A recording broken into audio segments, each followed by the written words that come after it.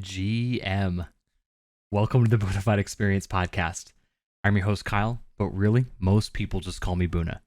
This is a Web3 podcast where I interview artists, builders, gamers, and of course, DeFi wizards. The mission here is to highlight trustworthy individuals in the space, share amazing artwork, and build a strong community as we rewrite the history of IP and entertainment forever, even through a bear market. So if you are new here and are returning and haven't done so already, again, no excuse now. There's no project that's releasing every 2 seconds, so you have some time to digest this content. Go ahead and like and subscribe to this video or audio platform, whichever platform you're on. The follow, the subscribe, I don't know what the other buttons mean, but they all do the same thing. They remind you of every time I drop a new episode. Plus, it helps boost this podcast up to the top of the leaderboard and gets this in front of more people who need an authentic on-ramp into Web3.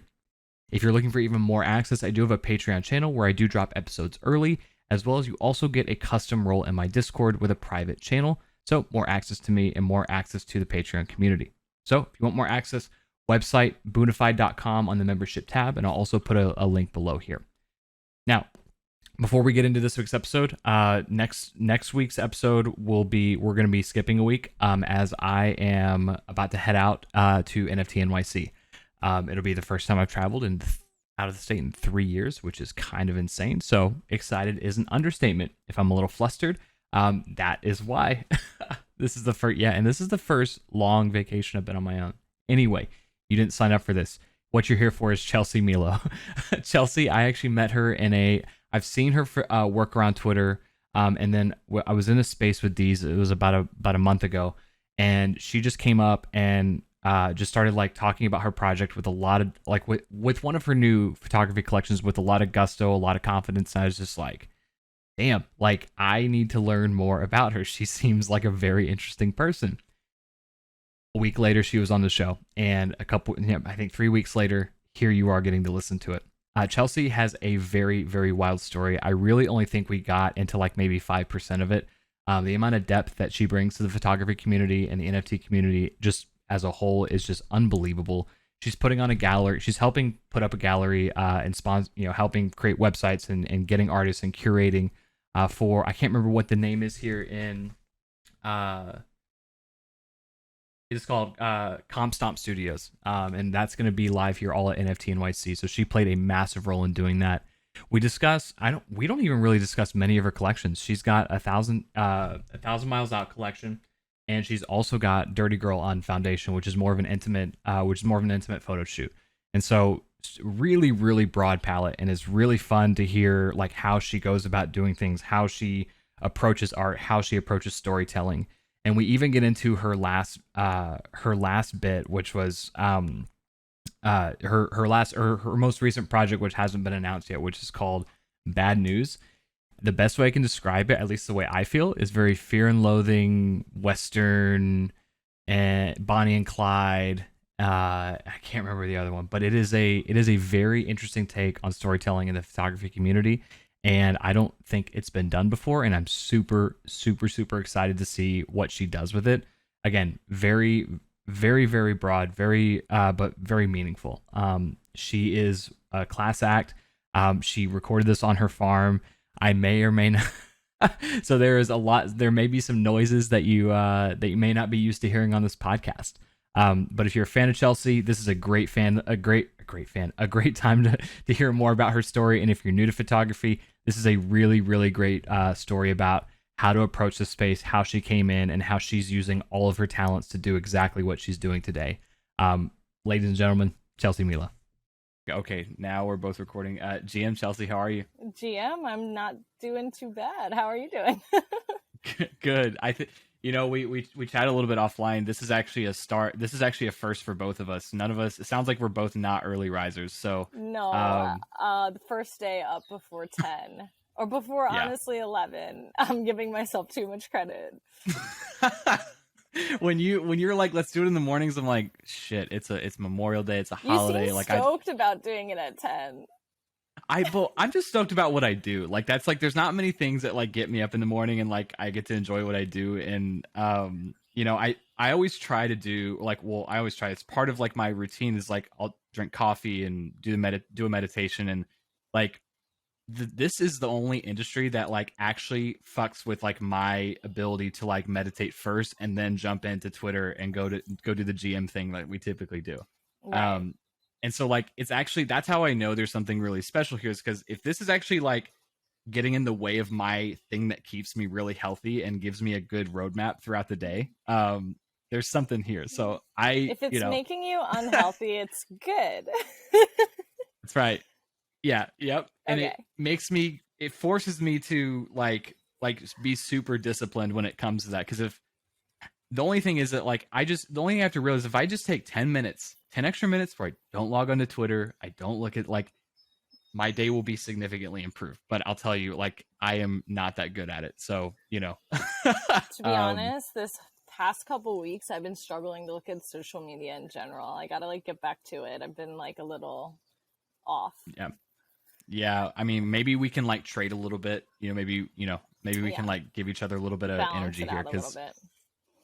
Cause I'm consumed. I've just been finding so much cool art and cool artists. And I'm just like, this is just an endless curiosity, like pit for me. I'm like, I can't, it interrupts all of my daily life. So anyway, yes. We're not morning people. We like doing the podcast though. And we like talking to artists. So welcome. Maybe this will get me back on a normal schedule after traveling. Hey, that's the goal. We're going to document that here right now. We're going to follow this in a couple weeks and see how that happens. Yeah. See if I'm up tomorrow. Exactly.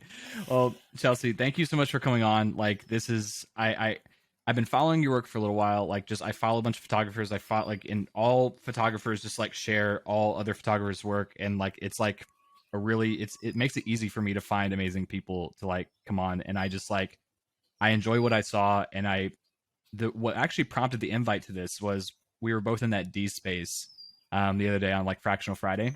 Yeah. And you like were just so bold about the story that you were trying to tell with this and about how big it was going to be. I'm like, okay, like she's coming. It took a lot of courage for her to come in here in a space like this and just like lay it all on the table with that much confidence. I'm like, I need to figure out who this person is and like get to know her a little bit better. Okay, fair enough.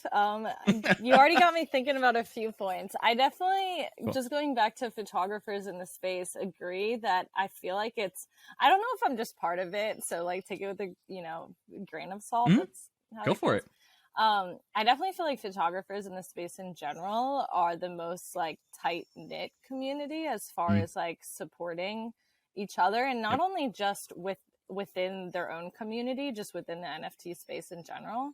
I kind of feel like I notice photographers more than most other artists, like hosting spaces, kind of getting involved with PFP projects, and even kind of like, supporting or like having dialogue with artists in different, backgrounds or mediums as far as like digital artists, or at least I try to, because before even photography, like growing up, I was a painter, drawer, like I did all traditional mediums. So very cool. Like all through school, I did a lot of watercolor painting, drawing, like I was kind of known for that side of art. And it's funny because I never really did anything with art because I didn't know what to do with art. Like I didn't see a career path for that. So even though I like did a bunch of AP classes, like I, the whole high school, like best art, whatever you're, I got that in the yearbook. What am I trying to say? What's that word? You know what I'm saying? Like most likely to be famous, most likely. What is it? We're drawing blanks. I think that's. But I think it's most likely to be famous, like one of those like career path like sections in the yearbook of like the contest or the polls. Yeah, there's like a word for it. I can't remember the word. Like, I don't fucking know. Like, it's way too early. Like, it's early for both of us, so let's not even try to go there. Okay, I'm not gonna try to whatever. Anywho, long tangent short. I ended up going to Penn State, and I took like a traditional route. I studied like energy business and finance, and I was actually kind of pissed because at Penn State they didn't have an art minor. They only had like an art history minor, and I was like, damn, like I don't want to study art history as a minor. Like I just want to create Yeah. stuff, but I can't do Right. a double major because I wouldn't be able to graduate in time. So anyway, college put it on the back burner, ended up working for NASDAQ on their options exchange floor, which Oh I shit. find, yeah, it's really funny because get this, my job was an options exchange official. So I worked in compliance. So what I did Wow. was basically, I worked on the floor. So we like monitored our three, like it's still open outcry there. So it's like open Mm. outcry trading pits. But we also had like electronic systems that detected for market manipulation. Mm-hmm. So anytime Mm-hmm. we had something that come up, we basically like looked through the trades, like determined if there's like pattern of practice by firms, like trading firms and brokerage Yep. firms, and reported to FINRA. Like it's like a whole thing. But it's Wow. hysterical to me now because looking at the NFT space, all the activity I see is like, oh my God, this is exactly what my old job was. But we like Yep. reported this kind of stuff because it's market Yeah. manipulation. So it's Yeah. really Like, entertaining for me. yeah, I mean the amount of bag pumping that goes on here is quite ridiculous, and the amount of people that get away with like clear violations of like of a lot of laws in the US, Yeah. they can just go spin up another project. But It it's hurts my just head sometimes. hysterical to me that, like, I don't know, seeing the types of behavior going on and knowing, Yeah. like, before that was the type of behavior that I looked for, and we obviously had, you know, repercussions for it. And now I'm just kind of Sure. sitting there entertained by all of it. Yeah. Anyway, so just like as far as my background, when I was working at NASDAQ, I was in Philadelphia, which was like a new city for me. And I kind of just ended up doing photography as a way to make friends. Like I was modeling at first. So Got it. I became part of this Facebook group, and it was just kind of a bunch of different creators. It was like makeup artists, photographers, models, stylists, and it was just a passion, like a hobby at first. We would like Got it. meet up for photo shoots. And for like 6 months, I'd just meet up with other photographers to model for them. And it was like a way to just kind of pass the time, have something to do on the weekends, make friends. Yep. And one of the things I always liked about photography in general and modeling in general, I guess, is like it was a reason to go out and explore new places. It always kind of gave Yep. you that excuse, like going to places you wouldn't otherwise go to. Kind of is just a reason to do that. So yeah, for a while I was doing that, and then I decided to get my own camera, and I started taking portraits myself and kind of flipped the script a little bit. And then it was still for like another year, just something fun on the side until people kind of started inquiring about my rates for like portraits. And then it kind of snowballed from there until I ended up quitting my job at NASDAQ. And then I was doing full-time work in concerts and music festival stuff with like Live Nation in the Philadelphia area and the states surrounding it. And now I'm here today, and more so on the travel and brand work side. But it's been a long journey. That is it. You know, hearing you unpack your journey, like it actually makes sense why you like are here now, and you know, in the Web3 space is like a lot of this, like, you know, like ability to recognize market manipulation and finance, and like there's like I would have had given our conversation prior to us going live, like you're like not super technical, like, or you don't like technology, or like you have to have things explained to you, and I'm like, when you're saying that, I'm like, really, like.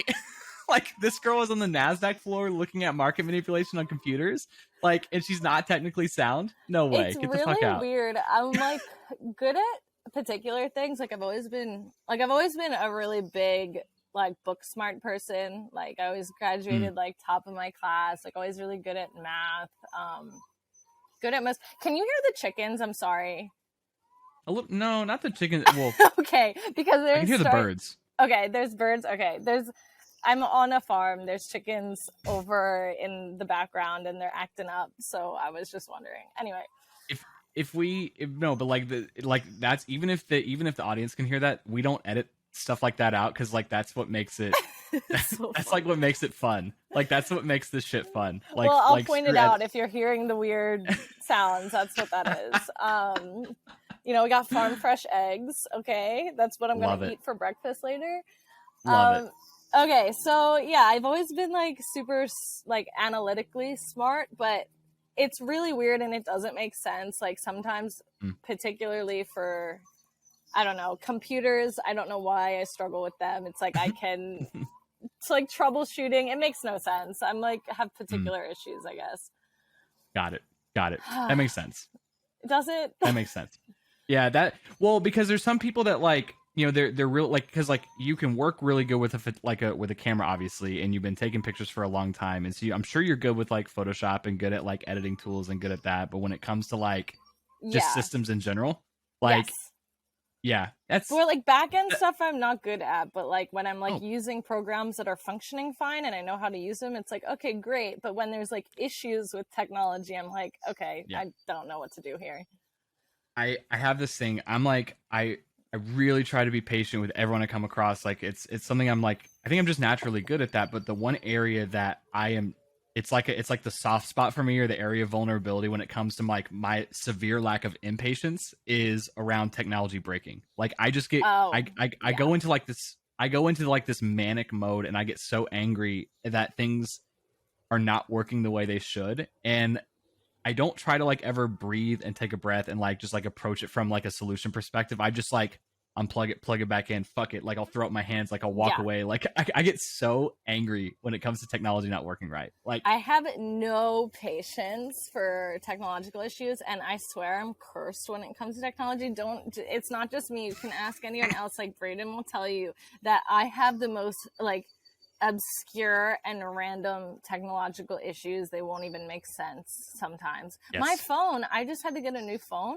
because when I went to on that trip that I mentioned to Portugal, mm-hmm. when I came back, my phone just stopped working on service Remember you saying that in the space? Like I for remember like you saying, three yeah, months. Yeah. So I finally resolved that problem because I've been traveling so much. I didn't have time to get a new phone. Well, I did try to get a new SIM card, which didn't work. But yeah, right, my phone right. just stopped working on service for no reason. So I've only had like Wi Fi connection for the last 3 months. So I've been like totally out of the loop.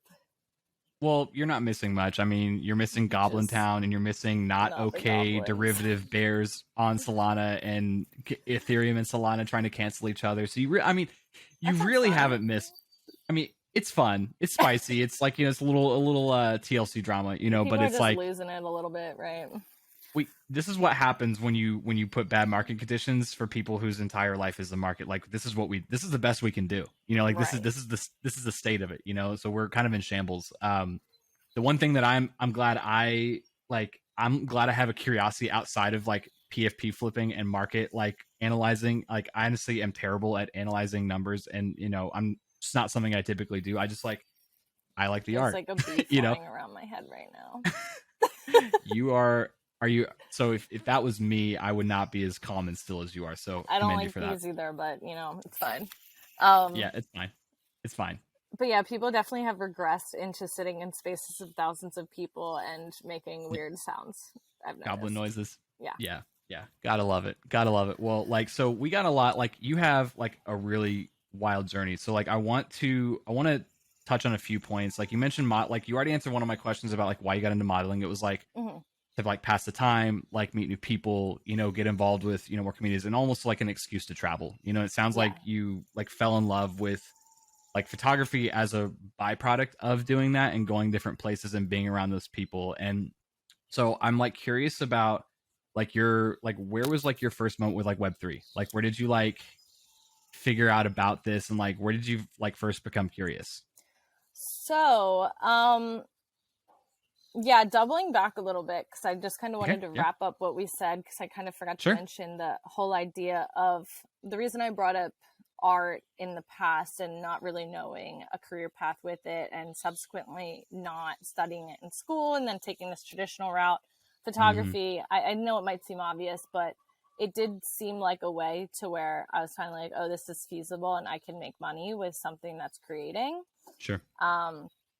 So then I ended up going that way, and I just kind of like took that leap of faith when, even though I was like, I'm not making nearly as much money, as far as like taking that leap, I was like, I'm just going to do it anyway.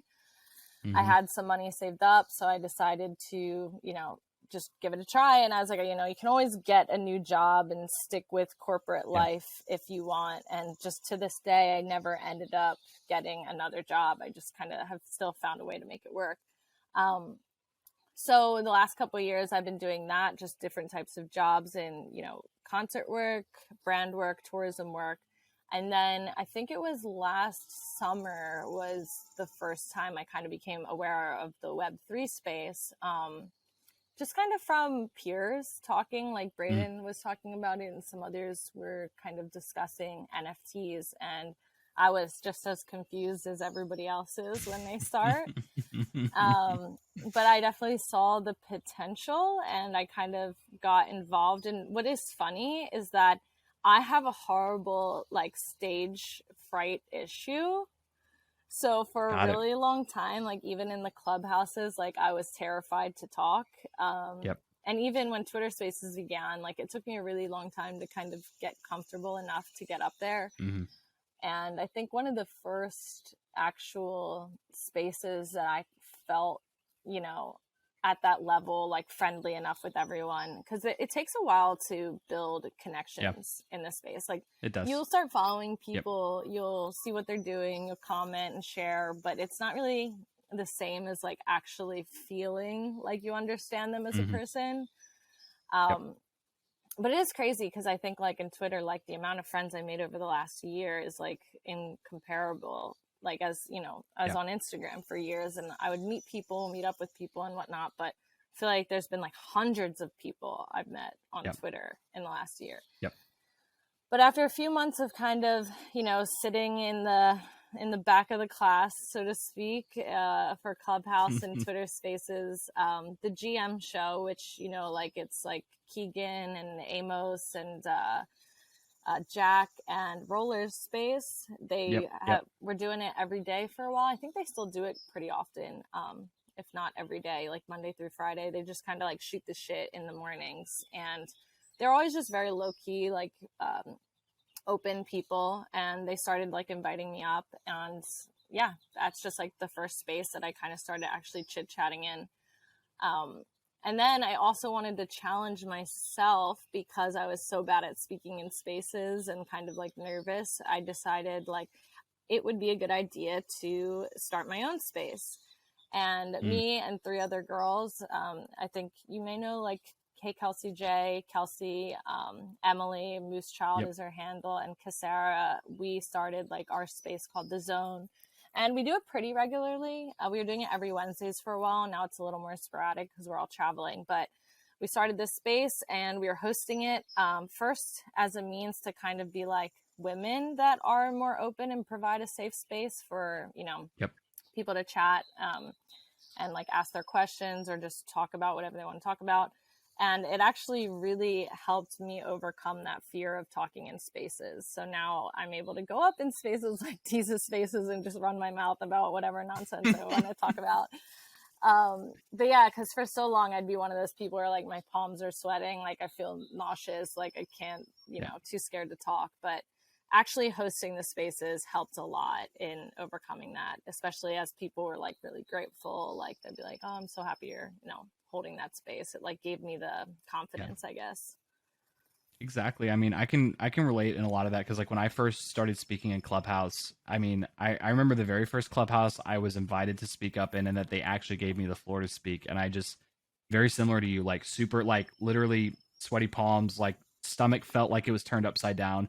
And this is someone who, you know, like I've live streamed before, I've done things like that, but like this was in an area where I just felt so small, like I felt like I knew absolutely nothing, and so the fact that like I'm like, well, shit, like, I don't want to, like, say the wrong thing. I don't want to, like, you know, I don't want to, like, steer people down a bad path. I don't want to, like, give people wrong advice or, like, the wrong impression. And it was, once that had happened, though, it was like a light bulb went off. And it was like, when this space approached me with, like, hey, man, that's a good question, and they, like, answered that question, I'm like, oh my, I was expecting like ridicule. I was expecting like people rolling their eyes in the backs of the, you know, in the back of their head, like, oh my God, this kid really came up and asked this question.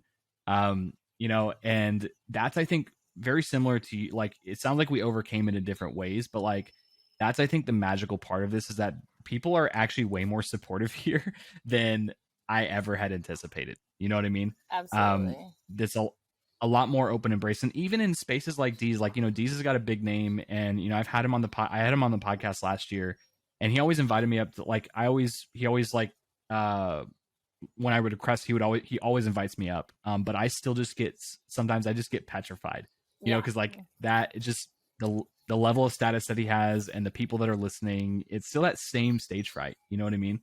Oh, absolutely. I think Oh, you don't want to, I mean, there is like people are like, there's no such thing as a dumb question. And while that's true, like when it's yourself, you're still in your head, like, I don't want to ask a dumb question. yeah, Especially for people that are so that's new in this right. space, you know, like it's Yep, something so different. Like when you're yep, just being greeted by it, super overwhelming. Like I remember in one of Keegan's space, I think I went up there and I was like, okay, I'm like done with being scared. I'm gonna ask a dumb question. Like what the hell does FUD stand for?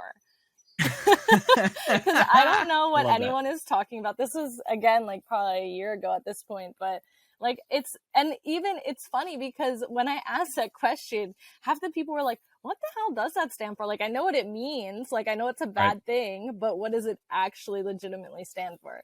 Um, Yep. so it's funny because again, going back to your point where like a lot of people are still figuring it out and they're not dumb questions because there's going to be people entering tomorrow that are going to That's have right. this whole learning curve that you just had over the last year, and they Yep. should feel comfortable, you know, asking things like what is FOMO? Because Right. what Yeah. is fun? Like I don't know.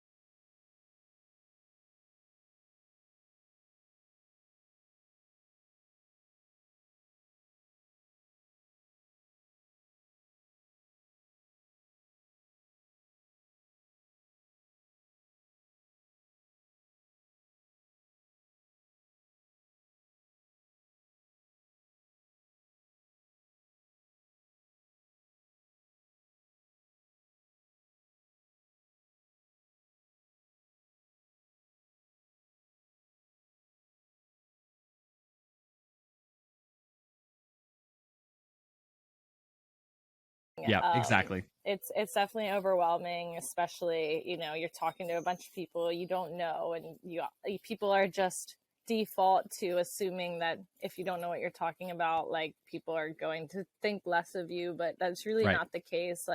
Like we said, for Yep. the most part, people in this space are very understanding, and like this is Yeah. pretty much a foreign language for 99.9% of the world, so like we have It to be is. realistic here. We do. And then there's, you know, so I think what I was actually, thank you for sharing that, because it reminded me of what I was saying. I was in that space with Eric Rubens, and like I'm the only like non-photographer up there. Like I love Eric. He's super awesome person, and like everyone up on stage is like nerding out about like Sony versus Canon versus aperture lenses versus like all these things. And I'm just sitting here and I'm like, okay, I'm going to ask the question. Like, what do the numbers mean on the lenses? Like, Yeah. I don't know any of, I don't like, y'all are just like, everything is going way over my head. Like I have no clue any of this means. I don't know the purpose of the numbers. I don't know what aperture does or doesn't do. I don't know what like lens you try to do to get a certain shot. I don't know the purpose of any of this. Like I have a Sony mirrorless camera just for like my podcast, and like I just put it on a default setting and like let it rip. You know what I Yeah. mean? So it was really fun to ask a question like that, because then it started a whole nother conversation, and it was actually not a dumb question. Like I No, just felt it was because so stupid. it's funny, like photography also is its own language. And sometimes I feel Yeah. like, honestly, photography it's half. And now I could go into this whole abstract conversation, and you probably won't want me to get Yep. into it, but it's half art and half math, if we're being honest. Like everything. No, please go on the tangent, because this is actually I would have never like put two and two together. So go for it. Oh my gosh, do I have a story then? Because, well, I feel like math is inherent in like art and nature, because like it is pretty much like geometry, Yep. especially. Um, but I mean, a lot of things, like if you actually like get into the numbers, like even just studying like shutter speeds and apertures and like focal Yeah. length, like, or even when you're looking into like the dynamics of a camera, like it's all like mirrors and it's like flipped and it's like angles and like how that all Hmm. works. So it's really weird when you start to look at like the technical side of things, because I just find that really interesting as being someone that's always really like gotten into math and whatnot. Yep. But I don't know. I like got into this book one time. It's like called like Gödel, Escher, and Bach, and it like basically compares like mathematics. Uh, it's mathematics, music, and art, and basically Okay. how they all have like similar patterns, and there's just like translations of one another. So it's really interesting because there's so many similarities across the board, when you start to kind of look at it. But I don't know, like there's definitely a creative element in photography, but when you learn like all of the fundamentals of it, like that kind of just feels like you're studying it, anything like how you would in school. It's like a Yep. book. You just kind of like Yep. remember the numbers and what you need for certain types of situations, and like even composition, like half the time you're just looking at like, okay, like if you want to follow the thirds rule and if you want to follow like leading lines, it's all about like angles and like breaking down different parts into like congruent balance. And like, I don't know, Mm. I just think about it, I guess, from like a big like patterns and geometrical standpoint a lot of times. Yeah, I mean that's because that's like because when I look at photography and I've said this in multiple like podcasts or conversations with different photographers I've had on, and like I was one of those people that definitely took photography for granted, and I like before I came here, and I didn't view it as like an art. I'll just like be like really real, and like I think because it's like we're so desensitized to Yeah. just like so much great photography and great art that like we just don't even think to understand like what went behind that shot and like the different methodologies and the different like we were talking about like principles that go into finding these like angles and shutter speeds and all these different mathematical principles that go into it. And when you describe it like that, it actually makes more sense that this is an art. It's almost like when I think back, I'm like, how is this never validated as art before? Like how is this not Yeah. like a huge form of art in the space? Why was this not recognized? Because there's clearly an art to like there's clearly an art to matching all of these things together to capture a moment in time to share that with the world. You know what I Even mean? like something that I always found interesting, like color theory is also like huge in Mm-hmm. obviously art. And like a lot of times, like when things look so clear like on a graph, like complementary colors are just like opposites. And then like there's Mm-hmm. like, what is it, like tridactic, I forget the other terms for like different combinations of like colors. But like you can go on, like, I have Procreate, and it's really interesting because you can choose different color theories, and it'll show you like on Ah. the to like create color palettes. And a lot of like digital artists do this because they'll pick a color, and depending on the color theory, like it'll show the complementary colors. Like in there's different types of, there's like split complementary colors, and Uh, it'll yeah, yeah. show it, but the whole way it's showing it is actually just a mathematical equation to arrive at the corresponding hues that are complementary to the one that you're choosing. And that's Okay. literally just an equation that it's then depicting on a color wheel. So it's really interesting because it's literally just the math is then translating the colors that look pleasing to the eye. So it's weird to me because guess what? Math looks nice to the eye. Like blue and It is. Yep. orange are Yep. complements. And I find that shit really interesting. Well, no, it's like you just like I'm telling you, like I learn something new every time I have these conversations because I would have never thought about like the way because I didn't know how to ask the question that you just answered. Like I didn't know what that question was, to like describe all of how you do things in these applications and how you guys like just even navigate. Because when I open up just something like Photoshop, like I get extreme nausea. Like I'm just like this is just there is like I just literally use Photoshop to edit podcasts like graphics and like backgrounds to like put on a YouTube thumbnail. You know what I mean? Like Yeah. there's literally like I use it for probably 0.1% of the actual capability that thing can actually do. So I again like super basic. I could probably get away with Microsoft Paint, but like it's okay. That's another conversation. But what's interesting that you say this and you draw like the more you dive into the math of photography and color theory and like different like how you capture these images in time, it actually kind of makes sense why this is becoming more recognized as like a respected art form in Web3, because if you look at like generative art, there's a reason why that's exploded too, is because it's based on math and computers are doing some of the work, and we're in a technological like age right now. We're not in a mechanical age or an industrial age. I think that's what it is, like where it's just, you know, just a super kind of like sweat off your brow and, you know, and off your back to like make things happen, and super like, you know, hands on. But this is like an information age and a technological age where math is actually super important to computers, and there's a reason why computer based art, or like a little like art that uses more computer, I don't even know what the right word is, but uses more math, is more of a respected art form in this day and age. Yeah. Does that make sense? Am I like you know, okay, No, it like I want to definitely make sure I'm makes not sense. completely talking out of my ass here. No, no, you're not at all. Yeah. Yeah, I don't know. I always found that stuff just really fascinating, and I'm like learning too because, like I said, for a while I kind of like neglected traditional art. Like I always did like watercolors here and there, but as I got into Mm-hmm. photography, I totally kind of haven't gotten into it. And then recently I had got an iPad, and I'm trying to like learn Procreate and get back into that. So I'm like going through these like super basic levels of like tutorials and whatnot. And that was something that I just recently found interesting. So I wanted to share because, Yeah. yeah, just like creating like the palettes, like something as simple as that, and how important it was to find colors that like work well together, and how it's literally just an equation, I found was really interesting.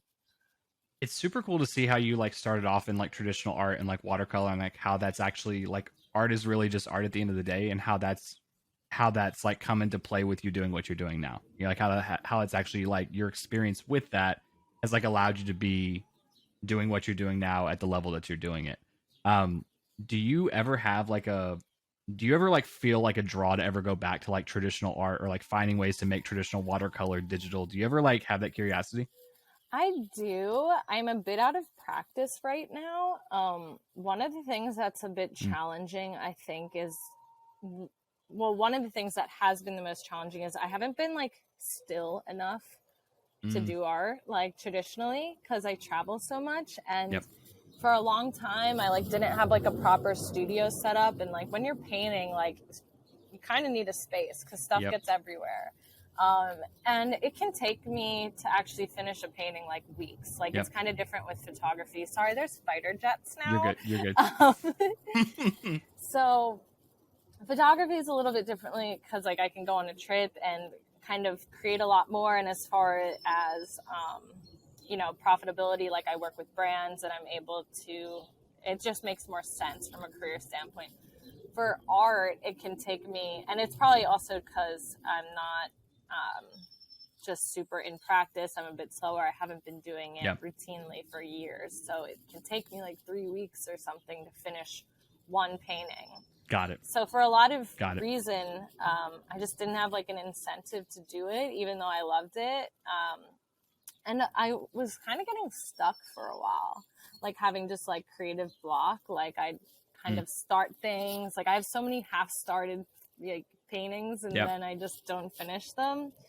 Yep. And then learning Procreate is like a whole different beast, because what I find is like it's very weird to be trying to use like traditional brushes on like a digital format. Mm, yeah, I can It's see that. like I haven't like actually like processed in my head how it works yet, because I'm so, you know, used to holding like a physical brush, and I understand how water moves on paper, and I understand how to create textures. But when it's like Got it. fabricated textures through a digital pen, like I don't know, there's just like a misconnect right now with me. Yeah. Yeah.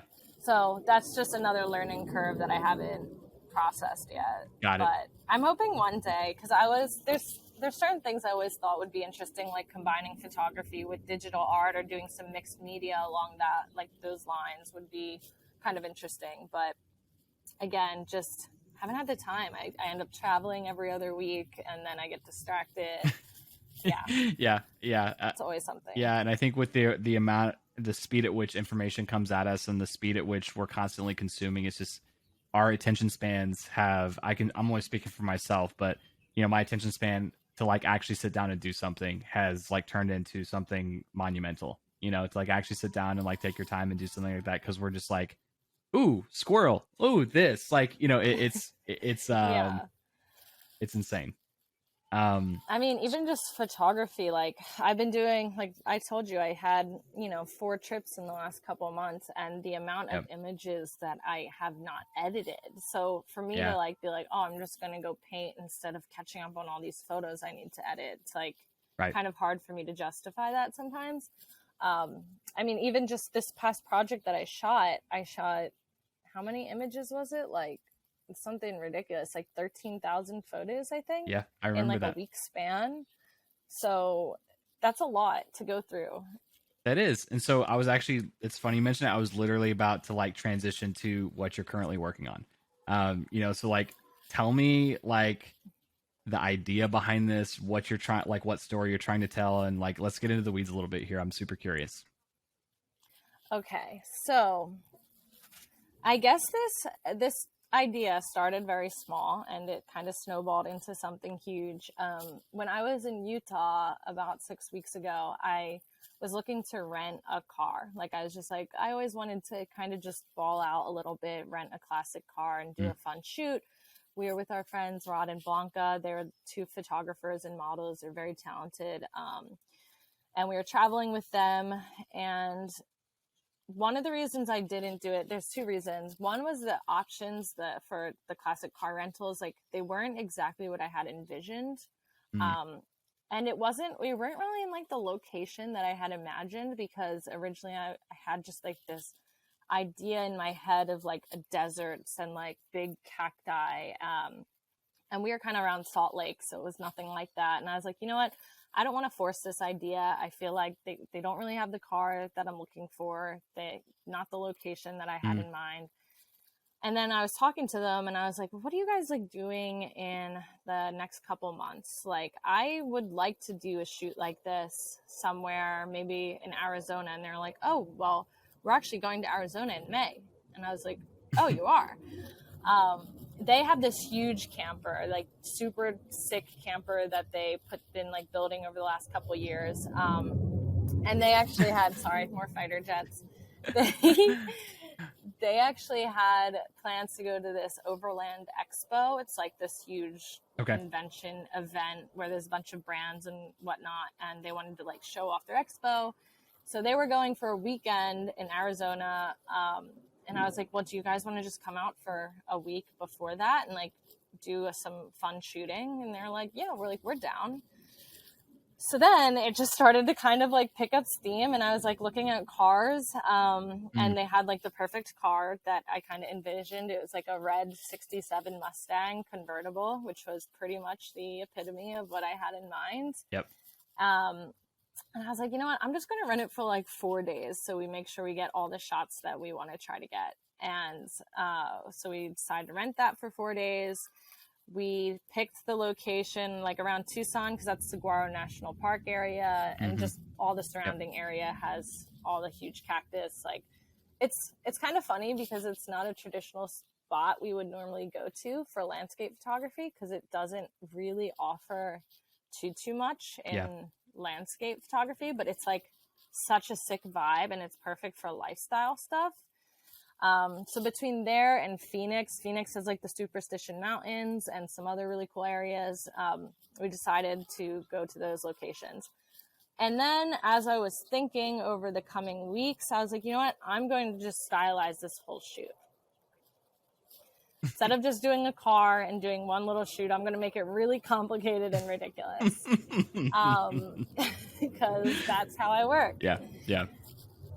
And one of the things I guess that drove this idea was, are the jets too loud? No, you're good. You're good. Okay.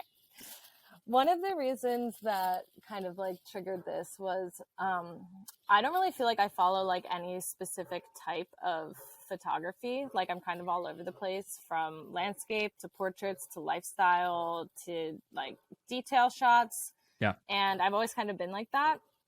And one of the things coming into Web3 space is I didn't want to define myself by sticking to like any which single type.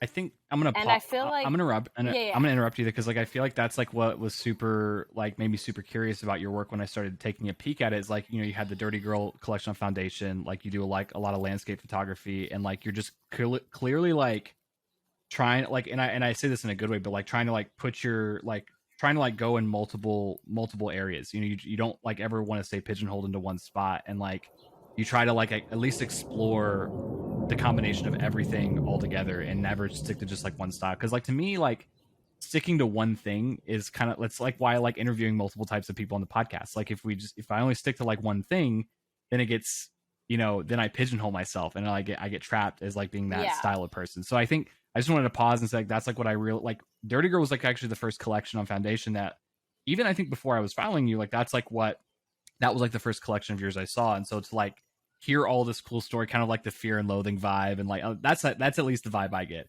You know, very much like the intro scene, the Yes. Fear and Loathing in Las Vegas, where you know, We had big um, inspo from that for the opening scene, yeah, actually. love that. One of my favorite all time. I mean, it's hard to like not love that movie. But yeah, Yeah. I'm glad that like aligned because I'm like, okay, I'm thinking of Johnny Depp like turning around in the back, you know, with that cigarette just sticking right out Oh, of his big mouth. Johnny Depp vibes. Oh, yeah. Big Okay. fan. So, well, exactly what you're saying. I didn't want to be kind of like pigeonholed, and that's something that I feel like a lot of people felt in Web 2, especially on Instagram. Like even I did, like on my Instagram, all I can share now is pretty much lifestyle, travel work, and Mm, landscapes. Like I wouldn't be able to really share like creative yeah. portraits or nude work as much. I don't know, it's just harder because you're kind of like cornered. And Yep. Yep. I didn't want to do that specifically in Web3. And one of the things that I didn't like was kind of this conversation that I noticed people having, feeling like they needed to have that like Right. label as, Right. you know, which is fine for people that like that and want to do that. Like if you're someone that wants to be like identifiable by your portraits or your landscapes and that's all you want to do, that's great, but not everyone wants to do that. And I Right. think for the people that don't want to do that, they shouldn't feel like they have to. Yep. Which is me, because I'm just someone that really thoroughly enjoys a lot of different types of photography. Like I don't want to just shoot landscapes. I like doing so many different things and trying new things. So Mm-hmm. that's kind of what I've consistently done in the NFT space. And I've done it purposely. So like I've released landscape work on my foundation. I've released other stylized conceptual portraits, Yep. self-portraits. I've done even like a cityscape as one. So I've tried to share like different, you know, types of my work because I don't want anyone to know what's coming from me. I want to be a I bit love that. unpredictable. Yeah. I Yeah, love that. because I'm like, I don't want to just feel like I need to share the same exact thing all the time. Like Right. artists are growing as they should. They should feel the ability or, you know, the flexibility to expand and try new things. That's right. Yeah, so that's just something I've kind of stuck to and I want to continue to do so. But even going back to what I'm saying, like I will say like I'm not the best portrait photographer. I'm not the best landscape photographer. Like I'm not like the best of any one thing. Like I kind of feel like I'm one of those people that has my hands in everything. Yeah. Yeah. But No, one I love thing, that. Yep. Yep. yeah, and one thing that I think that I do that might stand out more than others is like my ability to creative direct and kind of like combine different types of photography into storytelling. So like I do that quite a bit with, I was doing that on Instagram where I would like stylize scenes and have like conceptual shoots and shoot like the overall Yeah. scene, whether we're like in a building or like outside. I have the portraits, the lifestyle, the action shots, the details, and kind of like, you know, stitch it all together into like a narrative. Yep. And that's something I always like doing. And that's what I wanted to do. So for this shoot, that's kind of was a driving factor. I was like, I'm going to lean into this idea of like, you know, I'm a storyteller and that's kind of what I do best. And Yep. I want to stylize, I want to creative direct. I Love kind of that. want to Yep. take it a more cinematic route as opposed to just, I'm going to go and take photos of something. Like, no, I'm going to put this into a story. And that's what I'm good at. Like, again, I'm not the That's best of incredible. any one type of photography, but I'm pretty good at creating stories and stylizing things. Well, you and me interlap on like overlap on a lot of things because like that's how I've always felt myself. I've never been an expert at one thing. You know, I've never wanted to become super like well versed in something. You know what I mean?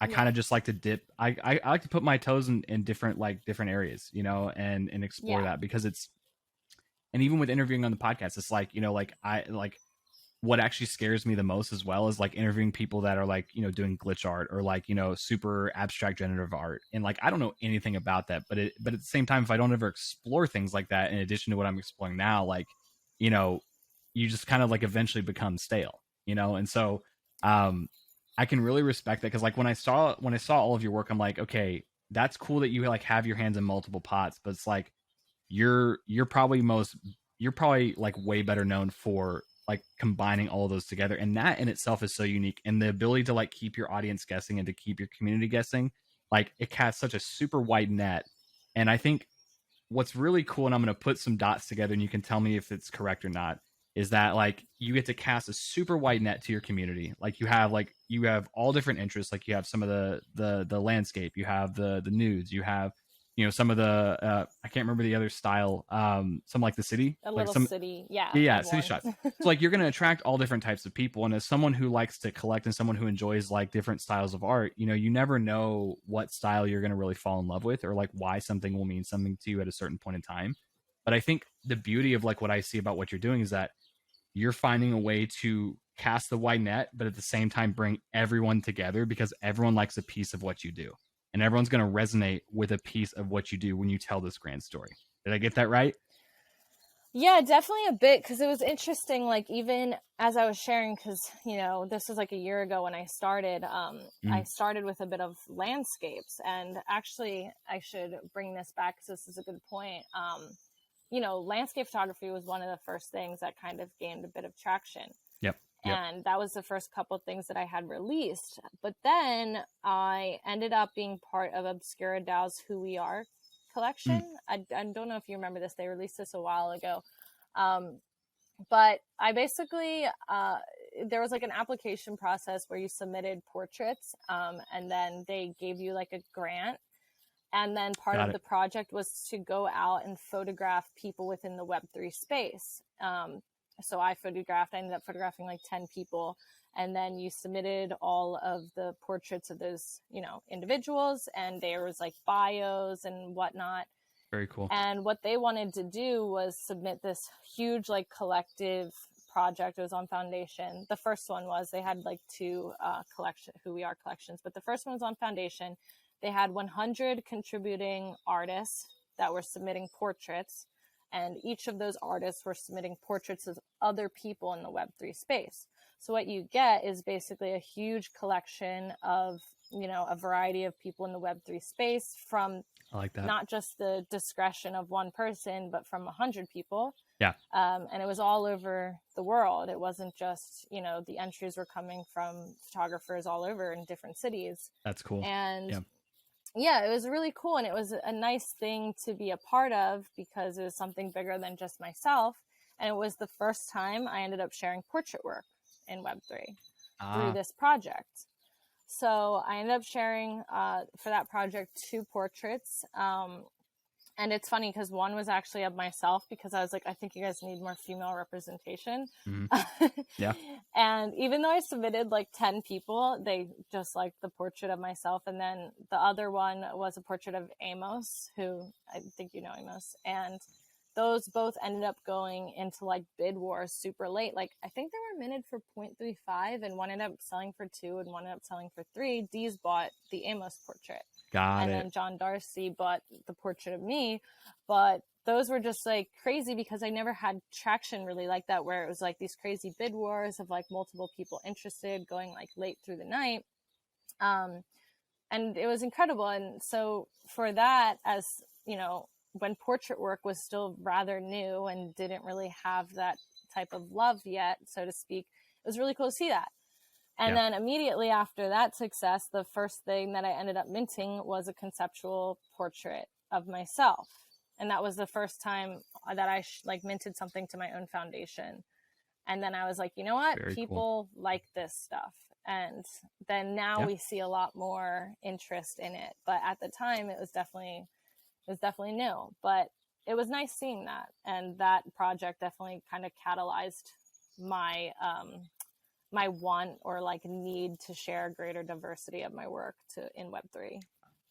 I like that, and I'll like I'll say that is because even when you depending on no matter what style of art that thrives in this community is that like people want something different, and I mentioned the short attention spans, not only just people in general but people in Web3 is just like it's unbelievable how short the attention span is and how spoiled we kind of get to the current meta, if that makes sense, where it's like we'll have certain things that like it'll capture everyone's attention, then everyone does that, and then we're like, okay, we're bored, what's next, what more can you do, Right. you know what I mean, or like what more can people create. And so like something that I've noticed is that like I just people don't want the same thing over and over and over. People are always attracted to different, but it's also a paradox. It's like when you're doing something different, it's a very lonely journey. It's a very lonely like spot. I'm like, is this going to be liked? Is this going to be valued? Is this going to be people are people going to rally around this? Is this going to be an accepted form of art?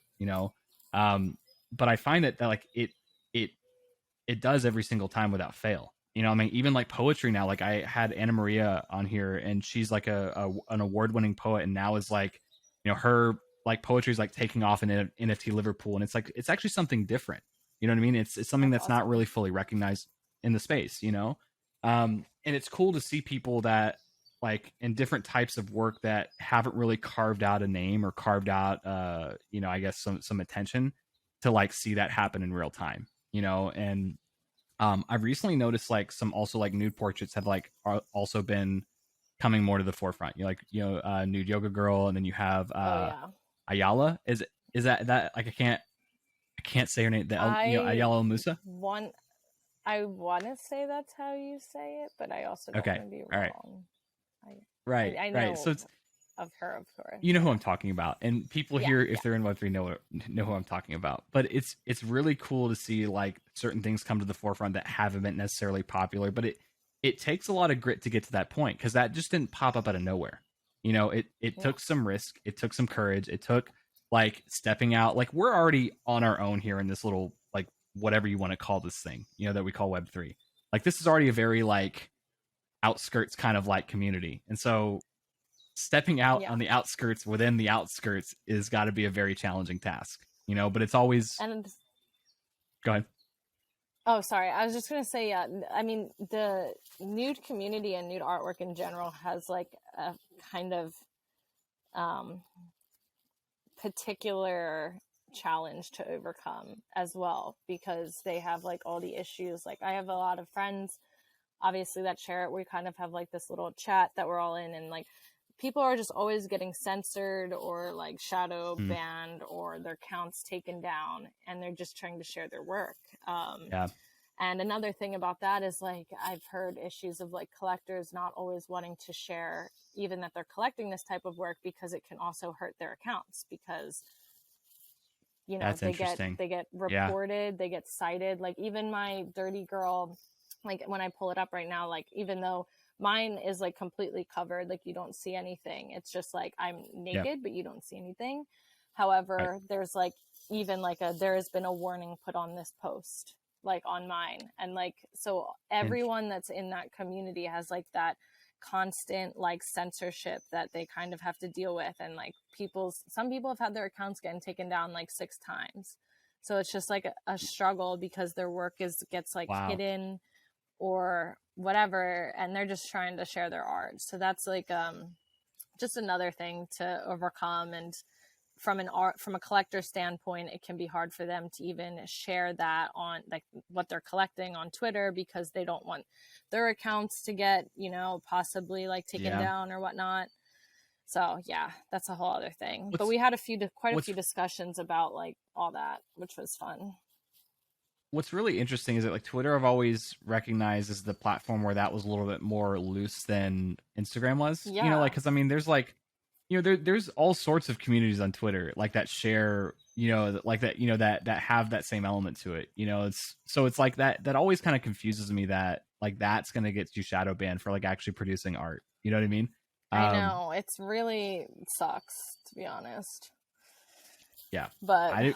I wasn't even thinking about that challenge. One challenge that like I thought of, and correct me if I'm wrong, because like I know, like just in general, I'm going to speak in very general, and then go down a few levels, you know, to the where we're at. It's like on the internet, women in general have to put up with way more than men ever like could imagine. You know, when it comes to like DMs, like solicitations, and like I got a taste of that just like seeing some of the stuff that women posted online in the Twitch streaming community and the YouTube and gaming content creation and everything from solicitation to women don't belong here and you know so on and so forth. And so because I know you do, because right now NFT space is, you know, especially in a technological space, a lot of it is male dominated. And reason why I Right. wanted to bring it drill down on this a little bit more is that, you know, when it comes to the nude art community, is that like another challenge that y'all have to face with it? Was that it's just like a bunch of internet trolls, like, you know, trying to solicit people, you know, just based on nude art? Is that like a problem? Is that very prevalent, or is it not as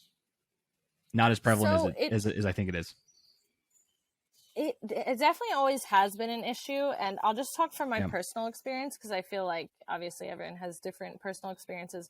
sure, I sure. actually had more issues on Instagram with people kind of, and it wasn't even just guys, just in general, people. And a lot of this was through the pandemic, so I don't know, maybe a lot of people were just butthurt then, Yeah, but people like giving you a yeah, hard time or targeting you or like shaming you or making assumptions yeah. about you. Um, Definitely a lot. Like when my account was kind of growing 2 years ago when I was stuck in Mauritius. I think you know, do you know that story? I was stuck in Mauritius Mm-mm. for 6 months. I No, was stuck on an no. island for 6 months. That's what the 1000 Miles Out collection that me and Braden released is about, that experience. Got it. Anyway, so when we were there, I love um, that. Just casually I stuck on an kind island of, for 6 months. Like, yeah, you know, I'll get to that. But when we were there, I kind of had like a hit to my mental health for a while because I don't know what it was. It was just like a subsequent, like kind of relentless people just targeting me, like attacking me on social media, just saying like the worst things ever, like you're like the problem with this world, or like you're a mm, cancer, like awful yeah, shit. yeah, Um, and it made me not want to be on social media or even share my work. And that's like the worst part, is like when it affects people to that degree to where they don't want to share their stuff. mm, And I would say I'm a bit over that now, like because like at that point I had a lot of images like going viral and stuff, so people were just kind of being brought to my page, I guess, and just releasing their anger or whatever, their frustrations. um, and it's just hard because like you tell yourself like, oh, like I know I shouldn't ignore this, and all these people are just, you know, whatever, yeah, people that have time to make fun of people online. But it's hard, it gets to you after a while.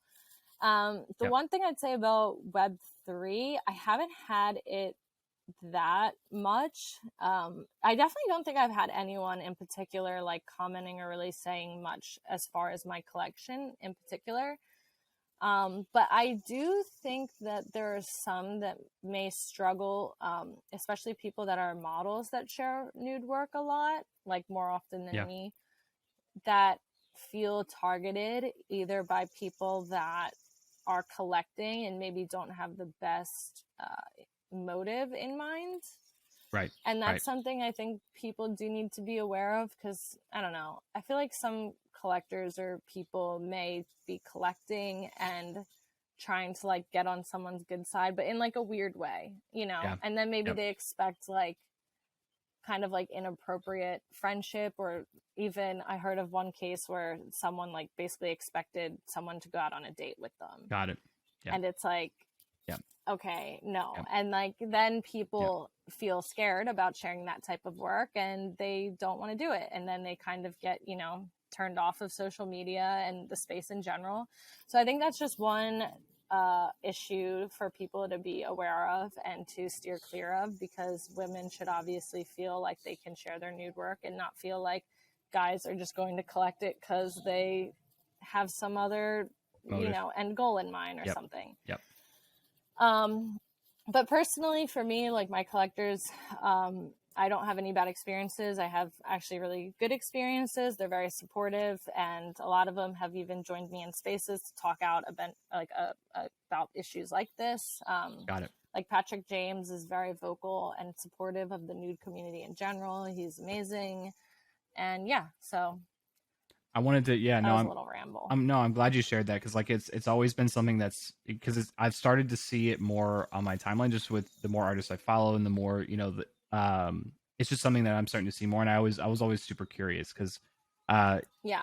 like in the current web 2 world in the current traditional content sense like it was just like I would have like the amount of courage that it would take to like actually put that out would be something I don't even think I could imagine so it's hard for me to really comprehend that just given my indirect experience of like from what I've seen and what I know to be true based on what I've observed.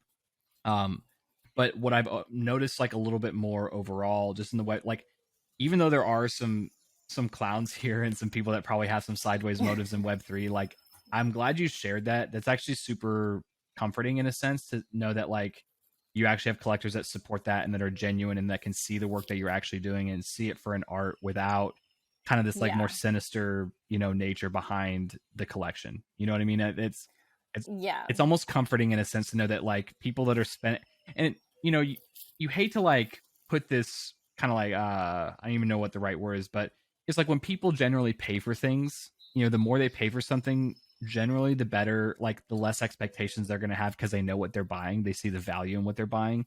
Like even in business, like when you have clients that are spending just a lot of money and they are just like some of the coolest people to work with because they're not trying to like ask anything of you that's not in the contract or like Mm-hmm. make you do things and bend over backwards and make them feel special. It's like no, they're paying for a Right. service and they're getting what they paid for and they like really enjoy that. You know what I mean? um Yeah. so generally speaking, not to say like price everything like insanely like high, but you get to that point where people are dropping a significant amount of money on art and on work, and it's just cool to confirm that. Like, I guess it's just cool to hear that confirm that like that. Granted, Yeah. you're not, like it's cool to hear your experience directly as it results to that question, and I appreciate you sharing Yeah, that. I would say like in general, like most of the people in our circles are good, but like it's Yep. just, of course, there's bound to be some that Yep. aren't. It's just something to be aware of because, like, for example, if people are entering and then their only experiences with that one bad person and they haven't had exposure for like the good Yep. community and the good members in the community, like that's when it becomes Sure. an issue. Yep. Because, yeah. Yep. Okay, no, that makes complete sense. And like I think right now is honestly the best spot or best time to get into a space like this because like a lot of the noisemakers and the market makers and the a lot of the short term gain people that just like that people that aren't here for the art are kind of fizzling out. Yeah. You know what I mean? Right. They're like over it. It's honestly it's actually like quite great like because for a while spaces for me I just stopped going into spaces because I'm just like it was just a bunch of people talking about a bunch of Repetitive. nonsense that Yeah. didn't give me any value and I'm like okay y'all like y'all are just talking completely out of your ass here and it was nothing that I hadn't heard before, you know what I mean?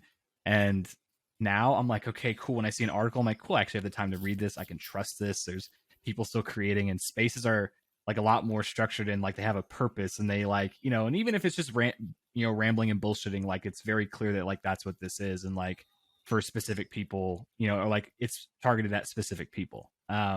So it's starting to be nice. Like I'm starting to like feel a little bit like more cozy and like comfy and this is great, Right. man. It sucks that the markets are down and things aren't ripping at at exponential speeds. At least you can mint things really cheaply right now, Exactly. right? I think yesterday was the lowest in history that Ethereum like a gas transaction was. It was like I think it was like $12 I think yesterday. I need to mint something. Yeah, you should. You I should. think that's my conclusion. Yeah. So now that we've concluded that, let's go back before we went off on this like cool tangent. Like, let's talk about your original collection or the collection that you're working on, more of the Oh, storytelling yeah. aspect. Yeah. So that's what I want to know more about. Okay. Yeah, we started down that.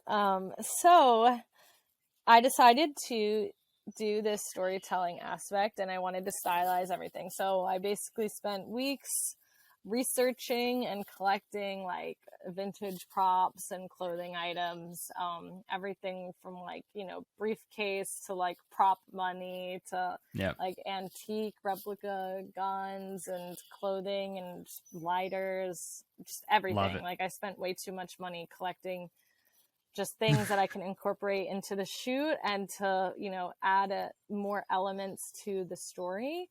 Um, and that's just one of my favorite things. Like I love scenes. Like I'm really inspired by cinema and movies, like people like Tarantino, Wes Anderson, like even Rodriguez's ridiculousness. Like I love scenes. Like I love to shoot them. I love seeing them. So I wanted to take that angle with this photo collection. I wanted to have like a lot of, you know, more like landscape, like cinematic styled images, like where there's more like interactions going on as opposed to like posed shoots or, you know, particular, because photography, like photographers are perfectionists. And that's the difference I feel like between kind of like this movie element and photographers. Like I didn't want every image to be like perfect. I wanted it to be like look like it's part of action or things that are happening or events that are unfolding. Like it doesn't have to be perfect, but it has to have like a vibe or like a mood.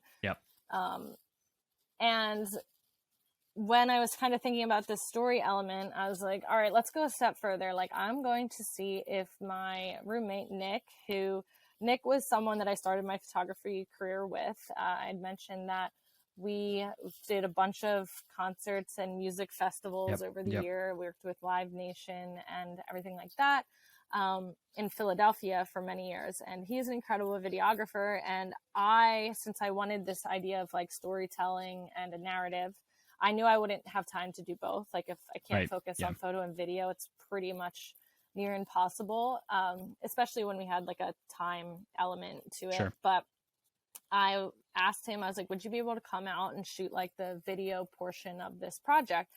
And I still don't fully know what I'm going to do with all the video material because we have so much of it. But I know to start, I want to release this video. It's kind of like almost the idea of like a classic trailer. To kind of like expose the, you know, community to what I'm trying to share, but also just kind of give the backstory of what's going on in the photo collection. And then, you know, we might do some other video elements down the line, but the first one, the primary one, it's I feel like I'm going to be giving away a lot here that I haven't shared to anyone yet. And I'm like, do I do it? Well, this is gonna be about a month out. So, yeah, about 3 weeks to a month.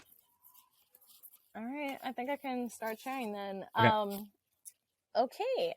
So, we'll talk before you share it too. I think I'll be 100%. Sharing things by then. Yep, exactly. No, if I need to edit some parts out, if it's not fully there, we can do that. But go ahead. Okay. Yeah. So the video is going to basically share rising and falling action of this unfolding narrative. The entire story, just to give you a little bit of an idea, it is like Bonnie and Clyde in essence, like a lot of Tarantino vibes, like Kill Bill kind of. Yeah. And it follows, I cameo in it, and it follows like two main characters, Rod and Blanca. The collection itself is going to be called Bad News, and this was inspired by Blanca because she calls herself Bad News Blanca. And so she's kind of like the bad news, and Rod is the other protagonist in the story. And the video itself is basically following this rising and falling action. The video is going to be pretty abstract in nature. I don't know if you've seen like Grindhouse. I haven't. Have you seen Grindhouse? Mm-mm. Well, it has like a lot of like retro kind of like transitions and weird like film effects and like got it, like almost like lens flares and like just a lot of weird effects. So I want to like abstract the timeline a bit, almost so like the viewer won't fully know the order in which the events are unfolding. Like they'll be presented in one order, but you'll question what order they're actually happening in. Love it. And yeah, what basically I mean, the video will be shared, so people will be able to make sense of it when it's shared. I won't give away too much, Sure, but sure. you're basically going to be wondering what these three characters, like what their motive is and what the end goal is for all three of them. And why I want to do this, like I'm gonna have like a lot of themes of romance and paranoia kind of throughout. Like I wanted to contrast the film between these themes and Yep. also like almost utilize those themes and contrast the lighting situations in both. Like I have a lot of like golden light and daylight for a lot of like the romantic scenes, but then Mm-hmm. I also have a lot of this like blue hour light, and I used a lot of just like lighting situations with like red lights, so a lot of like blue and red contrast Yeah. for like themes that might insinuate more of like what's going on here, like paranoia type of like atmosphere. I got that And it's vibe going to be from the going, like the teaser picture that you yeah, shared. I got that. That's the vibe I got from that. basically it's going to be going back and forth, and you're just going to be questioning, are these people like in it together? Are they crossing each other? Are they double crossing each other? Like which direction it's going to go? And the purpose for this is, so let me double back a little bit. The collection, I believe what I'm going to do is 666 images. Mm-hmm. And it's going to be a little bit like choose your own character. I want to have traits for everything, and I'm going to have like location and character cards and have like item cards. So I want to gamify this collection and like release it kind of strategically over time. And the exact way we're going to do it, I won't get into, Sure. but it's going to basically have this idea of different pathways you can follow with the locations and the characters and the items that can lead to different unlockable alternate endings. That's fucking cool. um, So that's cool.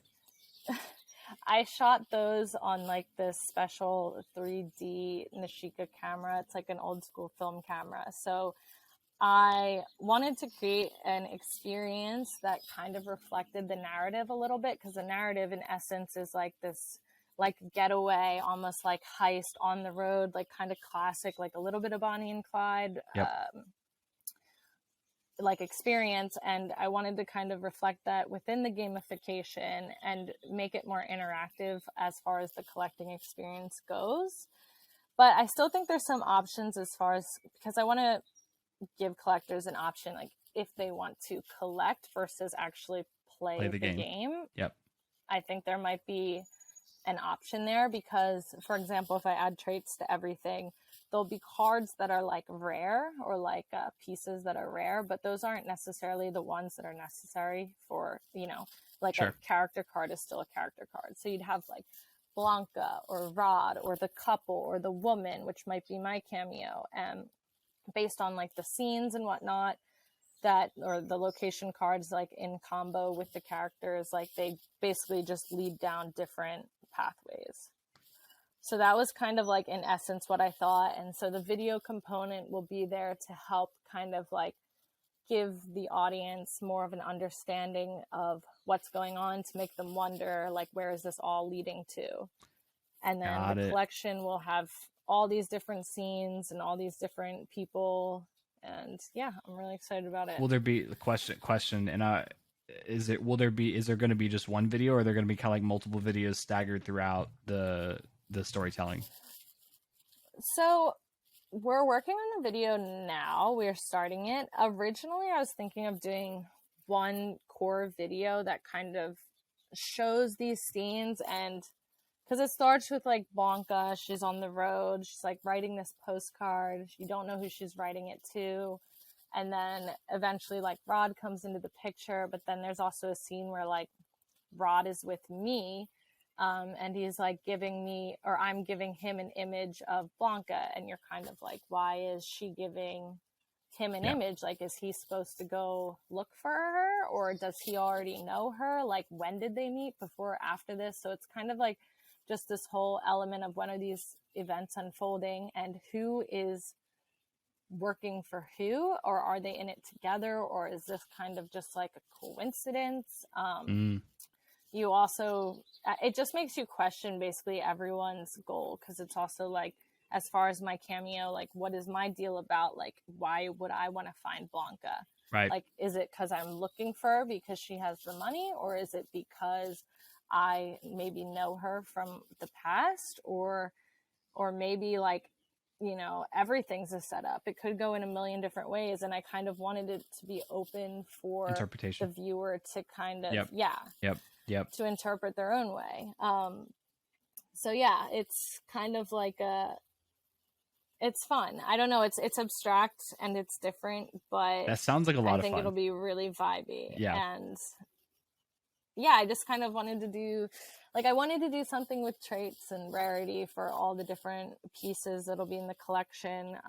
Because, you know, for example, like even I shot stuff on film and digital, and say there's only like 100 shots or 60 shots on film. Like there's like that rarity to it. Like there might only be like 5 double exposures on film in the collection. There might only be like 10 drone shots. So I'll have all these things like incorporated as far as like different types of photos, different things that are featured, the characters, and they'll just be like, it'll just be, I think, more fun for people to like get into. And I'll have like my whole website I'm working on, and we're gonna do probably like a blind mint, and we're still figuring out the exact way we want to do the we'll get to that. But we're gonna have like a landing page that explains like kind of like the breakdown and everything. I think that's cool. And where I was heading with that, and I don't know if it lines up with what you're doing, or if it's, you know, or if I could like whether you may do it down the road. But where my mind was going is that, like, you know, when we play video games, we like have like the main story where we're like playing as the character and we're overcoming all these obstacles and we're doing this, and then there's a cutscene. And then it kind of like the story tells itself in a little bit more cinematic way. And then you go back to play the game. Then there's another cutscene that kind of ties the two. You know, so that's more of like where like the question of like multiple like videos kind of like sporadically placed to like tell the story as people are making decisions. You know, that's, I don't know. That's just what I thought about. I don't. Yeah. So as a way to like keep the narrative ongoing, and based on the decisions people make, you can like make a little, it's almost like a cutscene of the decisions that everyone's made, and it like drives the story and it keeps people involved and interacting. I don't know. That's just that's like where my mind went. I don't know if that's what you had planned at all, but like, it's so interesting because like, as this is kind of something we haven't really seen yet per se. Exactly. So as I talk to more people, like everyone just has so many different ideas, and it's interesting to get like feedback, which is great because I like to hear, but it's hard because it's almost like this could go in so many different directions. It's hard to pick the right one. Right. Because we've thought about like releasing like video elements, or like minting video elements, or having like editions, or I don't know. There's just so many different ways to break it down, but as a base, I think we're going to do like the 666. They'll all be one of ones. They're not going to be additions, which I think will be cool because, you know, everyone gets their own piece as opposed to just having like a copy. It'll be all unique work. Right. I might even do some in black and white because the black and white looks like really clean. And then we'd have the video, which, you know, on like told the story a bit more, but yeah, we're thinking about having other video elements, like definitely as far as like teasers and things to come out prior. Yeah. I mean, yeah, there's a lot of different ways you could take that. Many ways. But like I think that's really cool. And what's really fascinating and is that when you go back to the principles and like the whole underlying technology of like what we're building on, what we're creating on, is that like people, like they own the asset, which means they own part of the storyline. And I think that like that's something just very new that people are not really, you know, I've talked to some people that like, you know, you own part of a book, or you can license your character here and you can do this, but this is even different than that. Like it's not a book. This is a cinematic journey, you know, that I've never seen before. So it's almost like you get to like own that piece of the story, and that's like for every years, whether you want to play the game or not. I think that's so fucking cool. Like, so and then you could like choose too, of course, you know, if you like, I mean, if it's a blind mint, say you start with like a Blanca card, but like you're kind of like, I want to see which way this could go if, you know, I start with the couple or I start with Blanca. Right. And of course, there's only going to be, I still am deciding the number of alternate endings I want to definitely use because I shot a bunch of them, but I'm still determining which ones I like the best. Sure. So there might even be, I don't want to give away too much, that's but okay. Yeah. as far as like like if you don't reach an alternate ending, there might be something else that you get instead, kind of like, like this path didn't lead to one of these alternate endings, or these decisions did not go the right way. So I have some fun ideas for that. And yeah, but it'll be cool because it'll have like, you have this character card from this scene, and it might be like the diner scene or the bar scene. And like, then you can see kind of what happened in those scenes, like in the video. So it kind of adds a more humanistic approach to it, or just kind of tells you more about what's happening in your image. But we are like kind of talking about it more as like an experience as a traditional photo collective, because we want it to be more interactive. But yeah, there's a lot of work to do. I can tell. No, thanks for sharing what you have. Like that was, I appreciate you giving me like a peek into that and a peek into your mind and like where you're headed with that. That's like, again, different. It's something that I've never experienced before. And that's always what piques people's curiosity, is that like people want to find ways to interact and immerse themselves in different stories. Cause like, that's what this is all about, is storytelling. Like I've noticed that it's not who is the most perfect at what they do, is who tells the best story. You know, like that's just life in general. You know what I mean? Like, and that's, you can take that for what you will, and you can apply that to just about every different concept or different part of life that we do. So that there's some positives and some, clearly, you know, in other elements, some negatives. Yeah. But that's what it's about at the end of the day. So, you know, Chelsea, thank you for sharing that. And we'll, you know, let's start like, I feel like we've gone a lot of different places, which is exactly what the intent was. I don't ever like to just stay in one spot. So, you know, wrapping this up, like where can people find you? Where do you want people to go? Like where can people find you? Okay, to wrap it up, first I just want to, because I know we talked about this before we were like recording, but I just wanted to give a little backstory on the project too. Sure. We shot it, like I said, in Arizona, but so Braden Hall second shot it for me, because of course it was a huge task to overcome, and he helped direct it with me as well. The models Rod and Blanca will be entering the NFT space soon, along with Nick, who was my videographer.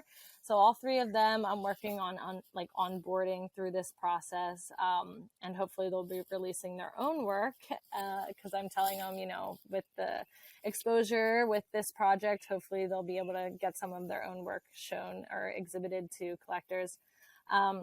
So working on that. Jeff Mihaly is working on music for our video portion. He's pretty established in the NFT space, a photographer. He's on Super Rare, all that good stuff. So that's the team that's working on everything right now. Also, Chasm with Stolen Artists. Chasm. I love Chasm. Yeah.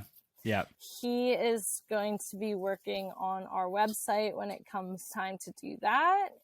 So down the line a little bit. So he's been great. He's been, we've been on many phone calls with him, helping kind of, you know, pick it apart and go over different ideas on what we think is possible. So that's kind of the team. There's a bunch of other people that have helped. So thank you to anyone that has given me the time of day to bother you about this project. So yeah, and my name is Chelsea Mealo, CHELSEAMEALO on, you know, all platforms pretty much, Twitter, Instagram, and the same, my website is just chelseamealo.com, I guess. And that's pretty much it. I'll be releasing stuff on Twitter though, as far as this project goes. Word. So Twitter. Follow her on Twitter. Yeah.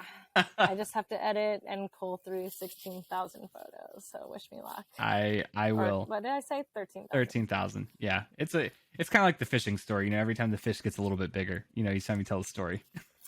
I know. It's funny that this started from like, oh, I just want to do a fun little project with like a classic car. And then it's like, okay, we're doing a full stylized, you know, getting all the props, like basically like a movie set, cinematic. Now there's like a video portion, and like we did all the scenes like as far as shot lists, and like had, you know, as far as scene per scene to like unfold the story, and had to like think about that as far as what makes sense. It's fun. It's been a lot, but it's different. I've never challenged myself this much, and it's just all like a passion project, which is really cool. Love it. I love it.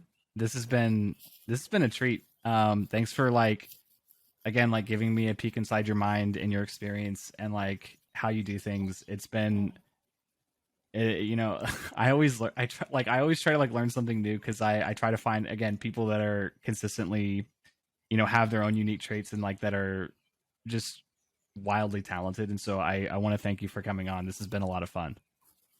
Thank you so much for having me. It's been great. Yeah.